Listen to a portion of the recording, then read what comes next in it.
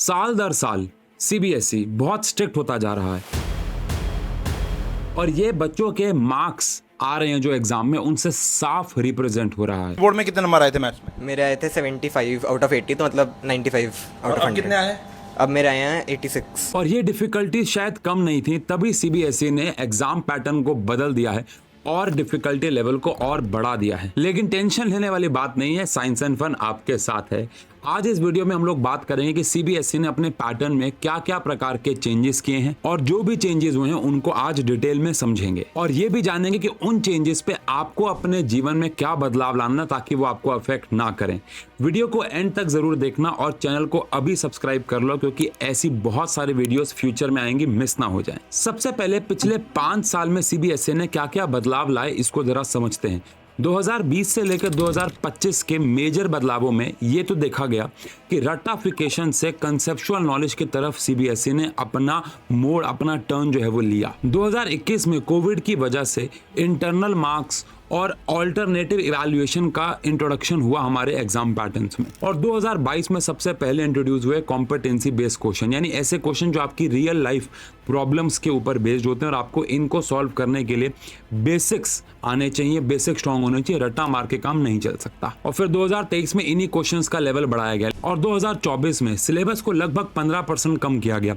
लेकिन इससे काम आसान नहीं हुआ क्योंकि सीबीएसई ने अपने एग्जाम पैटर्न में स्किल बेस्ड क्वेश्चन को बढ़ाया जिससे कि एग्जाम ओवरऑल टफ हुए। और 2025 में तो भाई साहब मजा आ गया, उन्होंने थर्ड पार्टी चेकिंग स्कीम को अपनाया, यानी पेपर चेक हुए बहुत स्ट्रिक्ट मैनर से जिससे सबसे ज्यादा इफेक्ट मैथ्स और फिजिक्स जैसे सब्जेक्ट्स में देखने को मिला। 2026 में भी काफी चेंजेस आए, बात करेंगे, लेकिन ये चेंजेस आपको बताए गए कि ये देख लो भैया कि सीबीएसई जो है वो कैसे रट्टाफिकेशन से कंसेप्चुअल नॉलेज की तरफ बढ़ रहा है। अब 2026 में जो सीबीएसई सबसे बड़ा चेंज लेके आई है वो है 2 एग्जाम्स इन 1 ईयर, यानी कि अब आपके बोर्ड के एग्जाम होने वाले हैं 2 बार साल में।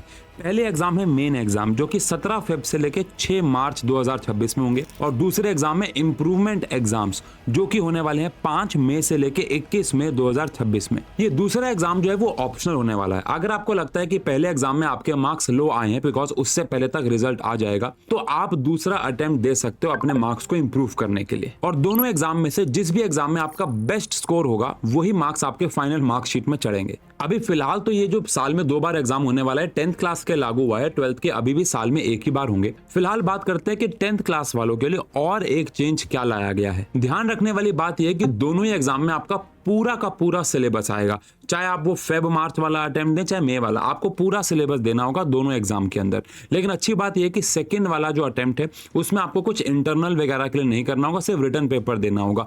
20 मार्क्स के लिए कुछ इंटरनल्स वगैरह होते हैं, कुछ फाइल्स होती हैं, प्रोजेक्ट होते हैं, वो दोबारा नहीं सबमिट करने होंगे, वो एक बार हो गया। लेकिन अब आपको यहाँ पे सिर्फ रिटर्न एग्जाम के लिए काम करना होगा अगर आप सेकंड अटेम्प्ट देते हैं तो, लेकिन सिलेबस पूरा का पूरा आएगा। अब एक और बहुत इंटरेस्टिंग चेंज हुआ है, वो क्या है?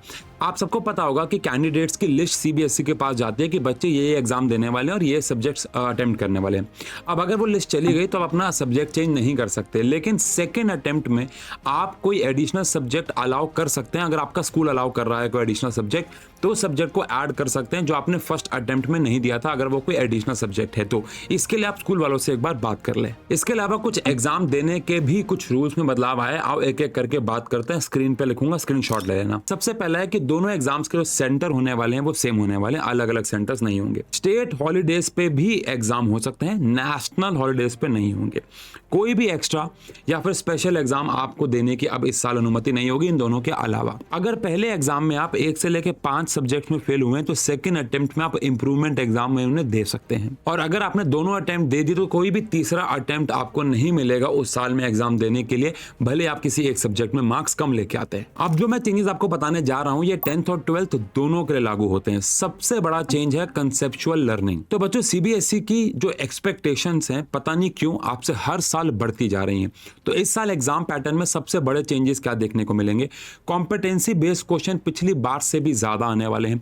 न्यूमेरिकल सीधे नहीं आएंगे, थोड़े से घुमा फिरा के आएंगे जिसमें पहले कुछ स्टेटमेंट लिखी होगी जो न्यूमेरिकल को जस्टिफाई कर रही होगी, ऑल्दो उसका न्यूमेरिकल में कोई काम नहीं होगा, बट आप कंफ्यूज होगे लेकिन वो रियल लाइफ से कनेक्ट करवाएंगे। सेकंड लेकिन स्टेटमेंट बेस्ड क्वेश्चन अब ज्यादा बढ़ जाएंगे। एक स्टेटमेंट दे रखी होंगी और उनके ऊपर आपसे बेस्ड क्वेश्चन दे रखे होंगे, चाहे रीजन पूछा हो चाहे कुछ भी हो, वो सब्जेक्ट पर डिपेंड करता है, लेकिन स्टेटमेंट बेस्ड क्वेश्चन अब बढ़ जाएंगे। एजर्शन रीजन जो क्वेश्चन हैं वो भी काफी ज्यादा अब सीधे नहीं होने वाले हैं।